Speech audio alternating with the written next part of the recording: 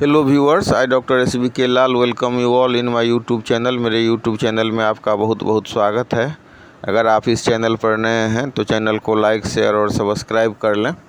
आज हम आपके लिए लेकर के आए हैं हेमियोपैथिक ट्रीटमेंट फॉर प्यूरेपेरियम, यानी कि इसका मतलब होता है हिंदी में कि प्रसव के बाद जो दर्द होता है बहुत भयानक दर्द होता है, और कभी कभी आप देखेंगे कि बहुत नॉर्मल सा दर्द भी होता है। तो इसको हम आफ्टर पेन भी कहते हैं या पेन आफ्टर डिलीवरी भी कहते हैं। तो अगर गर्भाधान की बात करें तो गर्भाधान के 272 से 280 दिन के बाद डिलीवरी होता है, प्रसव का समय आता है, लेबर पेन शुरू होना चाहिए।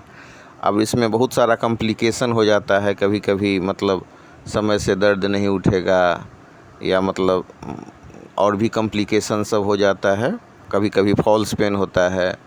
तो मैं अपने पेशेंट को ये सलाह देता हूँ कि वो फॉल्स पेन और रियल पेन में अंतर को समझें। उसके लिए एक चार्ट है कि कैसे दोनों में हम डिस्टिंग्विश करें, कैसे उसमें जो रियल पेन होता है उसमें श्लेष्मा सब आता है या कैसे ब्लीडिंग आता है, कैसे पानी आता है। फर्स्ट टाइम जिसका डिलीवरी हो रहा होता है वो बिल्कुल ही इस चीज़ को से अनभिज्ञ रहती है, फिर भी उसको डॉक्टर के माध्यम से ये जानकारी दी जानी चाहिए कि क्या अंतर होता है फॉल्स पेन में और रियल पेन में। और रियल पेन शुरू होता है तो कैसे दर्द शुरू हुआ तो फिर दर्द बढ़ता चला जाता है और दर्द का अंतराल भी घट जाता है। जैसे मान लीजिए कि 2 मिनट पर या 5 मिनट पर दर्द शुरू हो रहा है, दर्द आता है फिर दर्द चला जाता है, तो फिर उसका अंतराल घटेगा और धीरे धीरे दर्द तेज होगा। ये सब कुछ पॉइंट है जिसको समझने की आवश्यकता है। तो जो शेड्यूल डेट है, जो चाहे वो अल्ट्रासाउंड के हिसाब से हो या मैनुअली उसको जोड़ा गया हो, समय को मैनुअली हम उसको निकालते हैं जोड़ करके।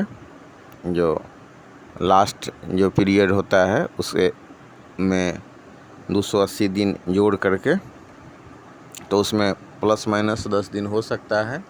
तो टाइम से ये होना चाहिए। लेकिन बहुत अभी की जो स्थिति में कई बार हम देखते हैं कि समय से दर्द नहीं शुरू होता है। तो कुछ खास हेमियोपैथी दवाइयाँ हैं जो इसमें बहुत मदद करती हैं। जैसे BC26 है, तो प्रेगनेंसी के 4 महीने के बाद से इसको हम 4 टैबलेट 3 बार देते हैं। तो आने वाला समय जो है प्रसव भी सुखद होता है, बहुत प्रॉब्लम नहीं होता है और दर्द से भी निजात मिल जाती है।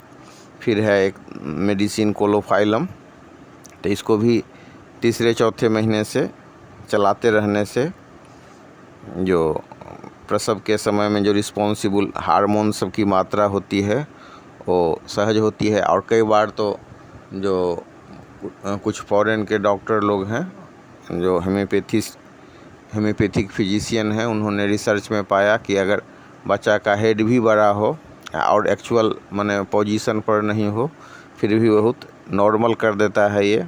तो कोलोफाइलम को कुछ डॉक्टर चौथे महीना से चलाते हैं। तो वहीं कुछ जो शेड्यूल डेट होता है उसे 1 महीना पहले से शुरू करते हैं। तो कुछ डॉक्टर लोग इसको 15 दिन पहले शुरू करते हैं। और अगर आप हेमियोपैथी दवाई का सेवन नहीं किए हैं तो कभी कभी लास्ट समय में भी जब आपका रियल पेन शुरू होता है, तो रियल पेन के समय में पल्स्टिला 200 पावर में और कोलोफाइलम को पर्याय क्रम से 15-15 मिनट के अंतर से देने से बहुत अच्छा काम होता है। और फिर आफ्टर इफेक्ट भी जो होता है, आफ्टर पेन होता है, उसमें भी परेशानी नहीं होती है। अगर परेशानी होती भी है तो उसके लिए खास दवा है, वीडियो के अंत में हम इस पर चर्चा करेंगे। तो जो BC26 है और कोलोफाइलम बहुत उपयोगी दवा है। और एक दवाई है पल्स्टिला, तो उसको भी देने की अलग अलग विधि है। अब अगर हम 200 पावर में चला रहे हैं तो एक्सपेक्टेड डेट से 1 दिन पहले दे सकते हैं, उसको शुरू कर देते हैं। 3 खुराक 5-5 मिनट के अंतर से देते हैं। लेकिन कुछ डॉक्टर में इसमें मतभेद है, और लेकिन अनुभव के हिसाब से हम इसको चलाते हैं। तो जो होम्योपैथी दवाई का यूज़ किए हैं जो डॉक्टर, उनके निर्देशन में ये दवाई लें। कुछ डॉक्टर को पल्सटिला 1 से बहुत अधिक फ़ायदा अनुभव हुआ है। उनका जो मतलब है डायग्नोसिस, उसमें वो देते हैं पल्सटिला 1M। तो पल्सटिला 1M जब मतलब आप लेबर रूम में जा रहे हों, उससे पहले 1M में 2 खुराक ले लेना चाहिए 5-5 मिनट के अंतर से, और 1 दिन पहले आप 1M में 1 खुराक लेना चाहिए।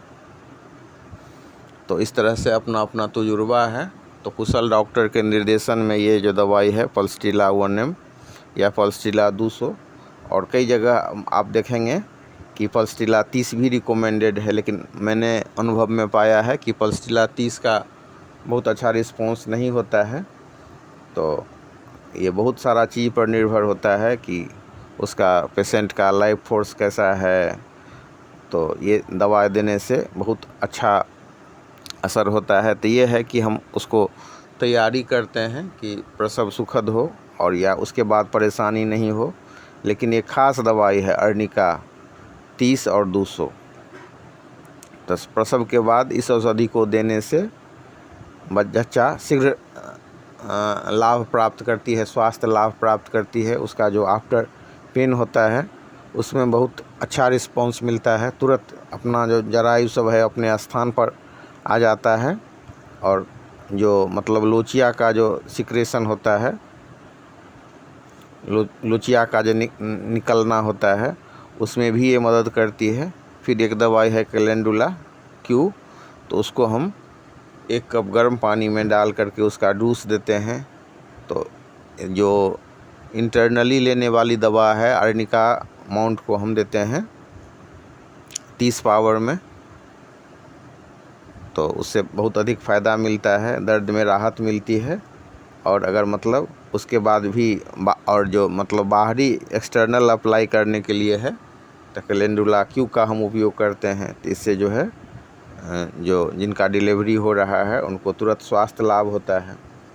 तो इस तरह से हम कह सकते हैं कि मतलब प्रजनन में कोई ऐसा एबनॉर्मलिटीज नहीं हुआ है, नॉर्मल ढंग से हुआ है।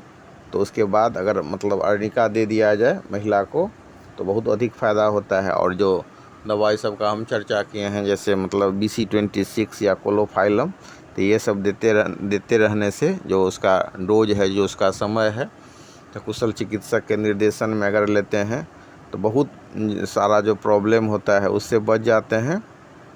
और उसके बाद